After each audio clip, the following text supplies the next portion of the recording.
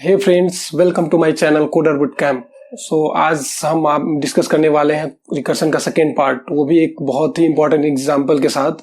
ये ऐसा एग्जांपल है जो बहुत सारे इंपॉर्टेंट इंटरव्यू में पूछे जा चुके हैं। क्लाइंबिंग है स्टेयरकेस। प्रॉब्लम ये है कि हमें इन स्टेप्स हैं स्टेयरकेस के। हमें ग्राउंड से टॉप पे जाना है। हमें हमारा प्रॉब्लम ये है कि हम कितने तरीकों से वहां पहुंच सकते हैं, ये हमारा प्रॉब्लम है। हम जैसा कि एग्जांपल में हम देख सकते हैं कि यहाँ से हमें एन स्टेप से, यहाँ एन की वैल्यू हमारे पास 4 दी गई है। हम यहाँ से यहाँ तक हमें जाना है। तो या तो कितने तरीकों से हम जा सकते हैं, तो हर बार हम या तो एक स्टेप ले सकते हैं या तो 2 स्टेप ले सकते हैं। सपोज हम यहाँ से एक स्टेप लिए तो 1 पे चले गए, और यहाँ से हम 2 भी स्टेप ले सकते हैं तो 2 पे चले गए। फिर यहाँ से या तो हम एक स्टेप ले या 2 स्टेप ले, हर बार हम या तो 1 ले सकते हैं तो 2 ले सकते हैं। इस तरीके से हमें 4 तक जाना है। तो हमें कितने ऐसे तरीके होंगे, वही हमारा आज का प्रॉब्लम है। हम इसको अगर ग्राफ के जरिए समझे कि सबसे पहले हम ग्राउंड पे थे, तो यहाँ से हम कहाँ जा सकते हैं, एक स्टेप। अगर यहाँ से हम एक स्टेप लिए तो 1 पे जा सकते हैं, और 2 स्टेप लिए तो हम 2 पे जा सकते हैं सीधा। अब 1 पे चले गए तो 1 से हम कहाँ जा सकते हैं, अगर एक स्टेप लिए तो 3 पे जा सकते हैं। अगर 2 स्टेप लिए तो हम एक स्टेप लिए तो 2 पे जा सकते हैं। अगर हम 2 स्टेप लिए तो 3 पे जा सकते हैं। और हम अगर 2 से या तो हम एक स्टेप लिए तो हम 3 पे जा सकते हैं, और 2 स्टेप लिए तो हम 4 पे जा सकते हैं। और तो ये हमारा डेस्टिनेशन है, यहीं तक हमें चढ़ना था। तो एक तरीका तो ये हो गया, अगर हम 3 से अगर एक स्टेप लिए तो हम 4 पे पहुंच जाएंगे, और 2 स्टेप है ही नहीं तो हम ले नहीं सकते इस केस में, ठीक है। अगर हम 4 पे पहुंच चुके हैं, यहाँ पे देखें तो 3 पे हम आ चुके हैं। 3 पर से या तो हम एक स्टेप लिए तो 4 पे चले जाएंगे, और 2 स्टेप ले नहीं सकते क्योंकि 5वां कोई स्टेयर ही नहीं है, तो ये तो नहीं ले जा सकते। तो यहाँ पे पहुंच सकते हैं। और 2 से बात करें तो या तो हम एक स्टेप लेंगे तो 3 पे जा सकते हैं, और 2 स्टेप लिए तो 4 पे जा सकते हैं। तो ये भी हम डेस्टिनेशन पहुंच गए। 3 की बात करें तो 3 से हम एक स्टेप लिए तो 4 पे जा सकते हैं, और 2 स्टेप लिए तो ले नहीं सकते क्योंकि 5 हमारे पास है ही नहीं, स्टेयर है ही नहीं, तो हम 5 में नहीं जा सकते। तो 4 पे यहाँ ही पहुंच सकते हैं। तो ओवरऑल देख सकते हैं कितने ऐसे तरीके हैं जो 4 पे पहुंचने के। तो एक तरीका ये हो गया, दूसरा तरीका ये हो गया, तीसरा तरीका ये हो गया, चौथा तरीका ये हो गया, और 5वां तरीका ये हो गया। दूसरा, तीसरा, चौथा, 5वां। तो अगर एन अगर 4 है तो हमारे टोटल तरीके हैं 5 डिस्टिंक्ट तरीके। अगर इसको हम ऐसे करें, अगर इसको न्यूमेरिकली वैल्यू में हम दिखाएं तो क्या क्या स्टेप्स हैं, तो पहला एक स्टेप लिए, दूसरी बार भी हमने एक स्टेप लिया, तीसरी बार भी एक स्टेप लिया, और चौथी बार भी एक स्टेप लिया। एक तरीका ये हो गया। दूसरा तरीका क्या है, पहली बार मैंने 2 स्टेप लिया, फिर उसके बाद दूसरा तरीका क्या है, पहली बार मैंने एक स्टेप लिया, और दूसरी बार भी एक स्टेप लिया, और तीसरी बार मैंने 2 स्टेप ले लिया। और तीसरा तरीका क्या है, पहली बार हमने एक स्टेप लिया, फिर 2 स्टेप लिया, फिर एक स्टेप लिया, 2 स्टेप लिया, फिर एक स्टेप लिया, तो भी हम पहुंच गए। और चौथी बार में हम लोग क्या किए, 2 स्टेप लिए, फिर एक स्टेप लिए, फिर एक स्टेप लिए। और 5वीं बार 2 स्टेप लिए पहली बार में, फिर 2 स्टेप ले लिए, तो फिर भी हम पहुंच गए टॉप पे। तो टोटल डिस्टिंक्ट तरीका हमारे पास 5 है। तो यही हमारा प्रॉब्लम है, कैसे इसको कैलकुलेट करेंगे। तो हम आज रिकर्सिव के थ्रू देखते हैं कैसे इसको कैलकुलेट करेंगे। हम रिकर्सिव कोड लिखते हैं। फर्स्ट ऑफ ऑल इसको हम मिटा देते हैं, और हम एक रिकर्सिव फ्रेज कोड लिखते हैं, और फिर हम समझेंगे ये इसकी स्पेस कॉम्प्लेक्सिटी कितनी है और इसकी टाइम कॉम्प्लेक्सिटी कितनी है। प्रॉब्लम में हमें एक फंक्शन दिया हुआ है कि एक क्लाइंब करके एक फंक्शन है जिसमें एन की वैल्यू दी गई है कि एन हमारा बताएगा नंबर ऑफ स्टेप्स। तो एन की वैल्यू अभी हम 4 रख करके एग्जांपल हमने देखा था। तो ये हमारा फंक्शन है जिसको हमें इंप्लीमेंट करना है। तो हम रिकर्सिवली कैसे करेंगे, एक हमने हेल्पर फंक्शन लिया, जैसा कि हमने पिछला एग्जांपल में लिया था। एक रिजल्ट है, वो हमारा हेल्पर फंक्शन देगा। इसमें हमने पास किया 0 और n, और हमने सी आउट का रखा रिजल्ट को। सो हेल्पर फंक्शन हमारा क्या करेगा? सो हम हेल्पर फंक्शन में क्या क्या पास किए? तो पहला चीज, एक तो हमने कहाँ से स्टार्ट किया स्टेयर चढ़ना। अगर हम उस वैल्यू को बढ़ाते बढ़ाते या तो 1 या तो 2 ऐसे कर करके अगर हम लास्ट में पहुंच करके हमारा जब n स्टेप पे पहुंच गए तो हमने बता दिया, वहां पे हम बता देंगे कि हम एक स्टेप एक काउंट कर दो, क्योंकि हम पहुंच गए इस तरीकों से। तो ऐसा कर करके हम डिफरेंट डिफरेंट तरीके प्रिंट करने वाले हैं। सो हेल्पर फंक्शन क्या था? ये पहला जो पैरामीटर ये बताता है स्टार्ट पॉइंट, और दूसरा जो n कितने स्टेयर्स हैं। तो हमने क्या किया? हमने क्या किया कि यहां अगर हम किसी स्टार्ट पॉइंट पे हैं, वहां से कितने स्टेप जा सकते हैं, या तो 1 या तो 2। तो इसी फंक्शन को हम कॉल किए हेल्पर को। स्टार्टिंग पॉइंट अगर या तो हम 1 बढ़ाएं, या वहां से हम कहां जंप करें, 1 जंप करें, 1 प्लस स्टार्ट पॉइंट, ठीक है। और ये n, और दूसरा प्लस यहां से हम और कितना जा सकते हैं, 2 जा सकते हैं। तो 2 प्लस स्टार्ट पॉइंट n, और ये हमारा टोटल यहां से हम कितने तक जा सकते हैं। तो ये दोनों का जो सम निकालेंगे, एक वेरिएबल में स्टोर करेंगे रिजल्ट में, ठीक है, और इस रिटर्न कर देंगे इसको।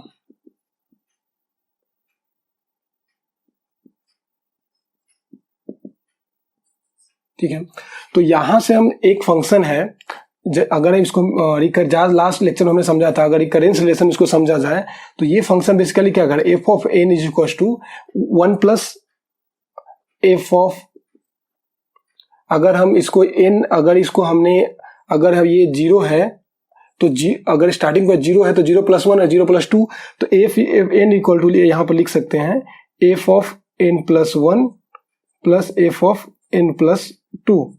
तो आप इस n से कंफ्यूज मत होइए, जो वेरी करता रहता है उसी वेरिएबल को हम यूज करते हैं। तो सपोज कीजिए हम n नहीं लेते, यहाँ पे a लेते हैं, s लेते हैं, ठीक है। F of s equal to s plus 1 या एफ ऑफ s प्लस 2, तो ऐसे करेंगे। तो ये तो रिकर्सिव कॉल हो रहा है, बट इसको स्टॉप कहाँ होना है? तो हमें कहाँ पता चलेगा कि हम टॉप पे पहुंच गए? तो वहीं पे हमें स्टॉप हो जाना है। तो टॉप पे कब पहुंचेंगे? जब स्टार्टिंग पॉइंट की वैल्यू हमारा n के बराबर हो जाएगा, तो हम टॉप पे पहुंच जाएंगे। तो उसके लिए क्या करेंगे, अगर हम टॉप पे पहुंच गए, इफ ये हमारा बेस केस, अब हम बेस केस ऐड कर रहे हैं क्योंकि हमें रिकर्सिव को कहां तक स्टॉप करना है। तो अगर स्टार्ट पॉइंट बढ़ करके अगर n हो गया, मतलब हम टॉप पे चले गए, तो जो भी फंक्शन इसको कैच करेगा, इस बेस केस को पास जहां भी होगा, तो वहां पे हम बोलेंगे एक वे हो गया, हम यहां तक एक तरीके से यहां पहुंच गए। तो यहां पे क्या करेंगे, रिटर्न कर देंगे रिटर्न 1, क्योंकि इस फंक्शन कॉल में जो भी बेस केस को मैच कर गया, मतलब जो भी टॉप पे पहुंच गया, तो उसको हम 1 काउंट कर देंगे कि हाँ भैया यहां पे पहुंच गए 1, चलो तुम्हारा काउंट 1 हो गया। अब दूसरा, अब हो सकता है कि स्टार्टिंग पॉइंट को हम कैसे बढ़ा रहे हैं, या तो 1 बढ़ा रहे हैं या तो 2 बढ़ा रहे हैं। हो सकता है कि हमारा n से ज्यादा भी हो जाए। सपोज करो कि हम 3 पे चले गए, 3 पे थे, स्टार्ट पॉइंट हमारा, इसकी वैल्यू 3 थी, 3 से हमने 1 स्टेप लिया तो 4 पे पहुंचे, 2 स्टेप लेंगे तो 5, जो कि हमारा पॉसिबल ही नहीं है। बट जब हमारा फंक्शन कॉल कर रहा होगा स्टार्टिंग पॉइंट 3 के साथ, तो यहाँ पे 2 बार कॉल होगा। एक तो ये वैल्यू 4 हो जाएगी और ये वैल्यू 5 हो जाएगी, बट ये फंक्शन फिर भी कॉल होगा। तो इस केस को भी हमें टर्मिनेट करना है, अदरवाइज हमारा रन टाइम एरर दे देगा, क्योंकि उसको हम हैंडल ही नहीं कर रहे हैं उधर। तो इस केस के लिए हम क्या करेंगे, इफ स्टार्ट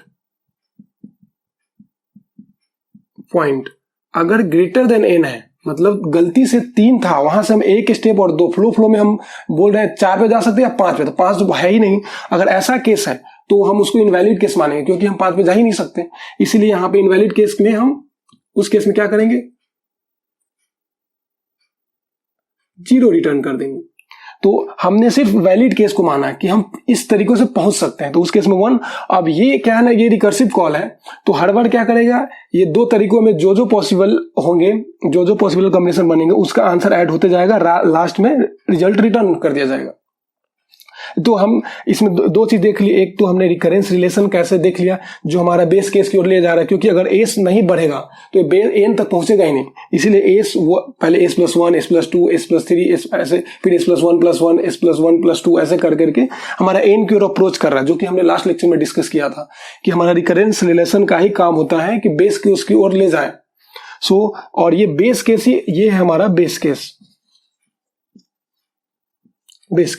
इसका क्या काम है यहाँ, इसके अलावा जब हम एन पे पहुंच गए तो हमारा रिकर्सन टर्मिनेट होना जाना चाहिए, तो ये इसका काम है रिकर्सन को टर्मिनेट करना। ठीक है, तो ऐसे हम रिकर्सिव कॉल लिखते हैं। अगर इसको आप चला के देखेंगे, फाइनल हम एक कोड भी इसके साथ स्निपेट ऐड कर देंगे, जो आप चला के देखेंगे तो आपको परफेक्ट चलेगा। तो चलिए हम अब डिस्कस करते हैं इसके टाइम कॉम्प्लेक्सिटी कितना होगा और स्पेस कॉम्प्लेक्सिटी कितना लेगा। तो पहले हम इसके टाइम कॉम्प्लेक्सिटी के बारे में डिस्कस करेंगे कि टाइम कितना लेगा। तो हम इसमें देखने से क्या पता चल रहा है, एक्चुअली क्या होता है, रिकर्सिव का टाइम कॉम्प्लेक्सिटी कैलकुलेट काफी टिपिकल होता है, क्योंकि इसमें हमें पता ही नहीं चलता है कि कितने कॉल कहाँ तक गए। ठीक है, तो हम इसको जब भी हमें टाइम कॉम्प्लेक्सिटी देखना होता है रिकर्सिव कॉल का, तो हम बेसिकली एक डायग्राम के थ्रू देखते हैं कि कितने कॉल्स हो रहे हैं, उसके हिसाब से हम इसका टाइम कॉम्प्लेक्सिटी निकालेंगे। तो चलिए हम इसको इस पार्ट को मिटा देते हैं, कोड को रहने देते हैं। तो हम एक डायग्राम के थ्रू समझेंगे, ट्री व्यू, जिसको हम लोग बोलते हैं, ट्री व्यू से हम रिकर्सन को ट्रेस कर सकते हैं कि ये कैसे कैसे चला था और कैसे कैंसिल हो गया। तो चलिए हम स्टार्ट करते हैं। इनिशियली हमारा फंक्शन था, उसमें पैरामीटर था क्या, 0 और 4, क्योंकि हमने 0 4 से कॉल किया था एग्जाम्पल के तौर पे। तो यहां से हम जब दूसरी बार फंक्शन कॉल होगा तो ये क्या बोल रहा है कि एक 1, इसका जो आंसर क्या होगा, इन दोनों का सम होना चाहिए कि दो हमें कॉल हो रहे हैं, क्योंकि हम यहाँ पे दिखा रहे हैं कि इन दो कॉल कर रहे हैं, उन दोनों का जो रिजल्ट आ रहा है वो ये हमारा इस फंक्शन का आंसर है। तो देखिए, तो यहाँ 4 से 2 कॉल गए हैं, start point plus 1, start point plus 2। तो स्टार्ट पॉइंट हमारा 0 था, तो एक कॉल हुआ होगा फंक्शन ऑफ 1 4 और दूसरा फंक्शन ऑफ 2 4। ठीक है, अब 1 4 हमारे पास है, फिर 1 4 हमारा सेम प्रॉब्लम रिपीट हो रहा है। हमारा अब 0 4 था, अब हमारा सब प्रॉब्लम छोटा सा बन गया 1 4। पहले 0 से 4 जाना था, अब 1 से 4 जाना है, हमारा प्रॉब्लम छोटा होते जा रहा है। तो 1 4 से हम कहाँ जा सकते हैं, फिर हम एफ ऑफ, अगर 1 ऐड किए तो 2 4, अगर 2 ऐड किए तो हम यहाँ पे 3 4। ठीक है, अगर हम 2 4 की बात करें, एक की इसको बात करें, तो एक ऐड किए तो हम 3 4 पे पहुंच गए, और 2 ऐड किए तो हम एफ ऑफ 4 4 पे पहुंच गए। और अब अगर यहाँ पे देखिए 4 4, यहाँ पर स्टार्ट, जब भी ये फंक्शन कॉल हुआ होगा 4 4 के साथ, तो ये यहीं पे टर्मिनेट हो गया, कितने के साथ, 1 के साथ, क्योंकि ये वैलिड है, ये वैलिड रिजल्ट है, क्योंकि हम टॉप पर पहुंच जा रहे हैं। तो ये यहाँ से रिटर्न हो जाएगा विथ वैल्यू 1, यहाँ से 1 रिटर्न करेगा। ठीक है, पीछे वो रिटर्न करते चला जाएगा ऊपर तक। और एफ ऑफ 3 4 की बात करें, तो अगर एक स्टेप यहां से लिया तो एफ ऑफ 4 और एफ ऑफ ये 4 4 हो गया, और 2 स्टेप लिए तो ये हो गया 5 4। तो हम फ्रेंड्स इसी केस की बात कर रहे थे।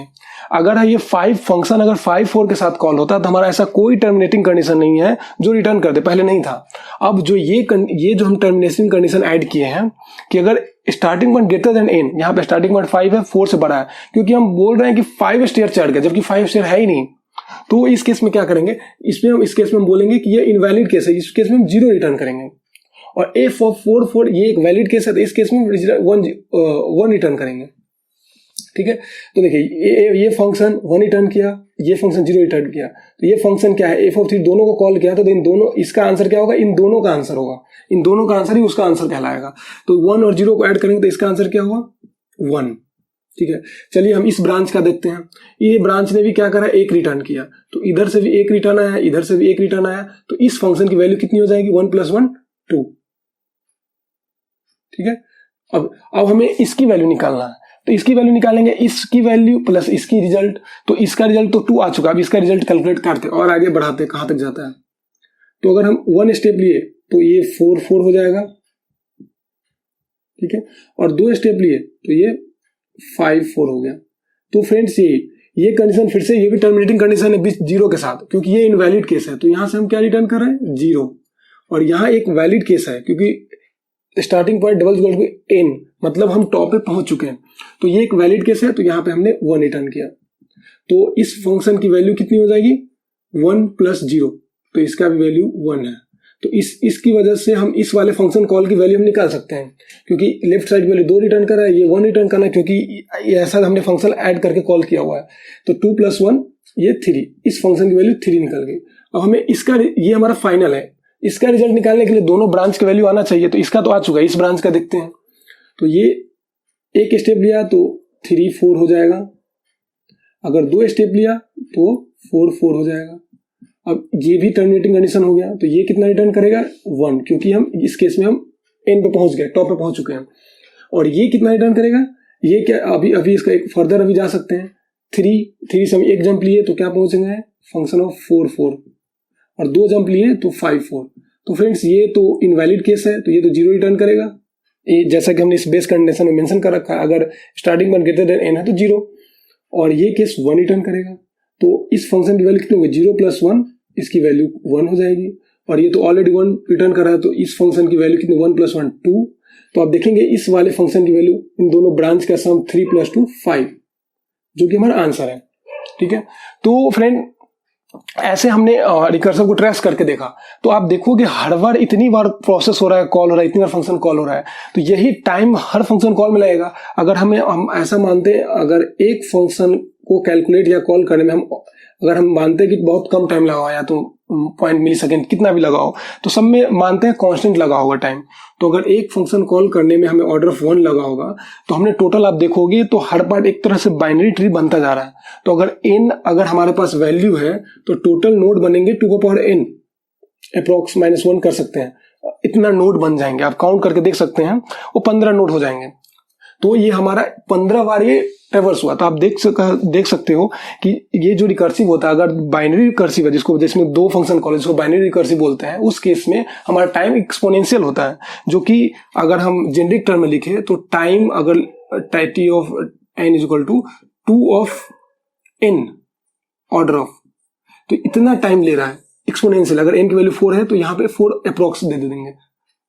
तो इस वजह से हम रिकर्सिव का टाइम कॉम्प्लेक्सिटी कैलकुलेट करते हैं। यही एक तरीका है जो सब लोग यूज करते हैं, हम लोग भी अपने टाइम यही यूज करते थे। अगर किसी को इंटरव्यू में समझाना भी हो तो हम ऐसे समझाते हैं कि ऐसे टाइम कॉम्प्लेक्सिटी कैलकुलेट करेंगे, क्योंकि अगर हम कोड करके देखेंगे तो पता ही नहीं चलेगा कि ये कैसे काम कर रहा है, एक फंक्शन दूसरे को कॉल कर रहे हैं। तो ट्री एक व्यू है जिस तरीके से हम इसका टाइम कॉम्प्लेक्सिटी कैलकुलेट करेंगे। और चलिए हम स्पेस कॉम्प्लेक्सिटी की बात करें, तो टाइम कॉम्प्लेक्सिटी तो हो गया ऑर्डर ऑफ 2n, ठीक है। अब हम स्पेस कॉम्प्लेक्सिटी की बात करेंगे। तो एक बार में आप ये भी देख सकते हैं कि स्पेस कॉम्प्लेक्सिटी कुछ पता नहीं चल रहा है इसमें, जब तक कि, क्योंकि ये आप देखोगे तो चलो ये ऑर्डर ऑफ 1 में ये चीजें हो गई होगी, ये वाला लाइन, दूसरा लाइन भी ऑर्डर ऑफ n में हो गया, बट ये लाइन कहाँ तक जाएगा ये हमें भी पता नहीं है। तो इसमें एक्चुअली रिकर्सिव में जो टाइम लगता है वो इंटरनल फंक्शन कॉल में ही लगता है, सॉरी जो स्पेस लगता है वो इंटरनल कॉल की वजह से ही लगता है कि स्टैक में इंटरनली स्टैक की कितनी साइज बढ़ रही है, वही हमारा स्पेस कॉम्प्लेक्सिटी होता है इस केस में, रिकर्सिव वाले कॉल में। चलिए हम उसको भी समझते हैं कि स्टैक के डायग्राम से कि कैसे कैसे कितने हाइट तक फंक्शन कॉल जाता है। तो चलिए इस वाले को हम मिटा देते हैं अभी। तो बेसिकली हम स्पेस टाइम कॉम्प्लेक्सिटी कैलकुलेट करते समय सबसे पहले देखते हैं, जब आपको लास्ट लेक्चर में हमने बताया था कि जो फंक्शन कॉल होते हैं वो स्टैक में होते हैं। जब भी फंक्शन कॉल दूसरी फंक्शन कॉल को करते हैं सेम फंक्शन, तो स्टैक में एंट्री बना देते हैं ताकि हमें वापस रिटर्न वहां आना है। तो ऐसे स्टैक की साइज बढ़ती जाती है। तो जो मैक्सिमम किसी टाइम पे जितनी स्टैक की साइज हो सकती है ना, वही हमारा स्पेस कॉम्प्लेक्सिटी, उसको हम बताते हैं कि इतनी स्पेस उसने लिया मैक्सिमम। क्योंकि आप देखिए स्टैक की साइज कितनी ग्रो कर सकती है। चलिए देखते हैं। तो अभी इनिशियली हमारे पास फंक्शन जो था वो 0 के साथ कॉल हुआ था, ठीक है। अब ये फंक्शन 2 और फंक्शन को कॉल करेगा। तो चलिए 0 के साथ हुआ था। अब जब दूसरी बार फंक्शन कॉल होगा तो हमारे पास 2 एंट्री बनेंगी, ठीक है। और इसका रिजल्ट, चलिए ठीक है, ये फंक्शन अब 2 फंक्शन और कॉल करेगा। तो ये इसको पॉप आउट कीजिए। तो हमारे पास अभी स्टैक की साइज 0 है और 2 फंक्शन और कॉल हो जाएंगे। किसके साथ? f ऑफ 1 4 के साथ एंड f ऑफ 2 4 के साथ। तो स्टैक की साइज अब 2 हो चुकी है, क्योंकि ये तो चलिए पॉप हो गया तो इसको मिटा देते हैं। अब देखिए, अब हमारे पास कुछ करने को नहीं है। फिर जब भी फंक्शन कॉल होता है वो स्टैक में पुश हो जाता है। अब हमारे पास कुछ भी नहीं है आगे प्रोसेस करने के लिए, पॉप करेंगे फंक्शन, उससे पुराना फंक्शन। चलिए इसको हमने पॉप कर लिया 24 को। तो अब क्या हो सकता है, अब ये 24 किसको 3 पर जाएगा या 4 पे जा सकता है, ये भी दो फंक्शन को कॉल करेगा। तो चलिए इसको पॉप कर लिए। तो एफ किसको किसको कॉल करेगा, 2 था तो 3 और एक फंक्शन कॉल करेगा F4, ठीक है। फिर दो फंक्शन को कॉल किया, हमारे पास अब कुछ करने के लिए नहीं है तो पहले हम इसमें से पॉप करेंगे। चलिए हम अभी ये स्टैक की साइज ग्रो होकर करके 3 हो चुकी है, ठीक है। तो अगर हम इसको पॉप कर लिए तो अब 4 था, तो 4 हमारा रिजल्ट है, तो उसमें यहां से रिटर्न हो जाएंगे। चलिए हमारे पास अब कुछ करने को नहीं, तो फिर से एक पॉप करेंगे वहां फंक्शन को।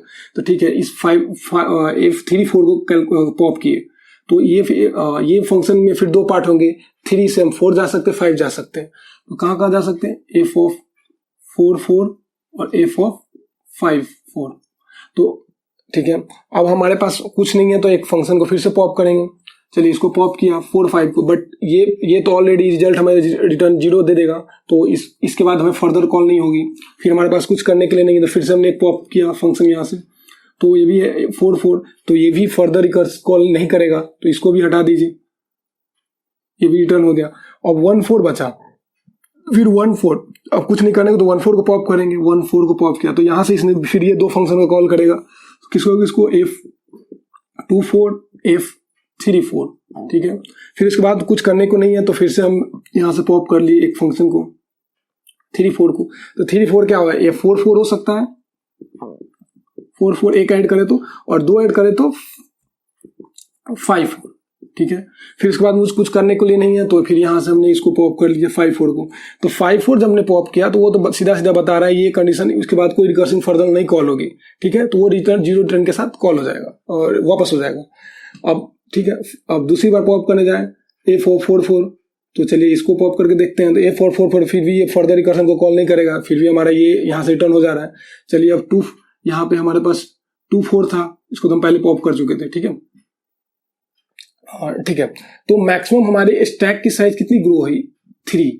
तो इस केस में हमारा टाइम को स्पेस कॉम्प्लेक्सिटी कितना हो गया, अगर एक एंट्री को हम कांस्टेंट टाइम स्पेस माने कि ये कांस्टेंट ही स्पेस लेता है, तो हमारा ओवरऑल टोटल 3 टाइम है। तो अगर n की वैल्यू 4 है तो टोटल हमारे स्टैक की साइज कितनी चली गई 3। तो हमारा स्पेस कॉम्प्लेक्सिटी बोल सकते हैं order of 3 means order of n-1।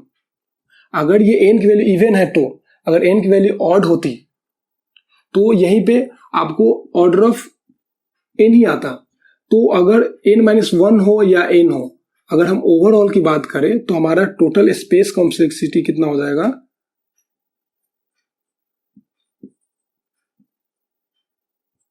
Order of n means size of number of steps, ठीक है।